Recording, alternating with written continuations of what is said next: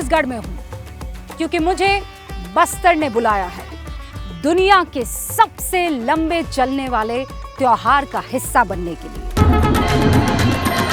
बस्तर दशहरा। चलिए दिखाते हैं आपको क्या है बस्तर में, बेखौफ बस्तर में। Welcome to the real Bastar, जहां की तस्वीरें फोटोशॉप नहीं बल्कि नेचर ने मेहनत से सुंदरता को गढ़ा है। यहाँ की हवा में मिट्टी की खुशबू के साथ इतिहास की कहानी घुली है। अगर आप भारतीय परंपरा को समझना चाहते हैं, भारत की सांस्कृतिक जड़ों को जानना चाहते हैं, तो बस्तर का दशहरा आपके लिए है। बाकी सब जगह तो 10 दिन, लेकिन यहाँ पूरे 75 दिन की कहानी है और इसकी शुरुआत होती है साल 1408 में। हमारे एक महाराजा थे, उनका नाम था महाराजा पुरुषोत्तम देव। वो जगन्नाथ प्रभु के बहुत बड़े भक्त थे। वो यहाँ से पुरी गए। शास्त्रों में कहीं लिखा है कि दंड आचरण करके गए, कहीं ये मेंशन है कि पुरी पहुँचे तो जगन्नाथ प्रभु ने उन्हें रथपति की उपाधि दी। उन्होंने उसमें एक संकल्प लिया कि मैं सभी वर्ग के लोगों को एक एक जिम्मेदारी दूँ।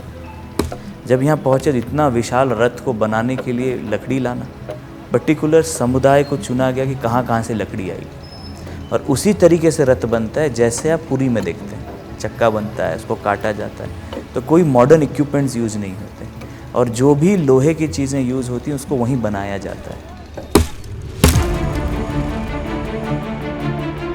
यहीं पर तैयार होता है वो रथ जिसे सिरहासार भवन जगदलपुर में तैयार किया जा रहा है।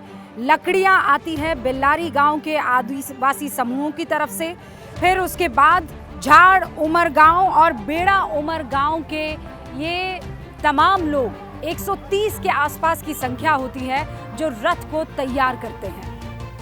ये आपको किसने सिखाया औजारों से काम करना? ये हमारा दादी परदादी सिखाया। परदादा? हाँ, परदादा। दादा सीखते सीखते हमारा पिताजी सीखा। हाँ। पिताजी सीखते सीखते लड़का लोग को सिखाया। आपने सिखा दिया? हाँ, वो ये नहीं कहते कि हमको नहीं सीखना? नहीं। इस दशहरा में ना तो रावण है, ना सीता है, ना ही राम है। यहाँ बस्तर दशहरा के केंद्र में है माँ दंतेश्वरी और अनेकों जनजातियों की कुल देवियां।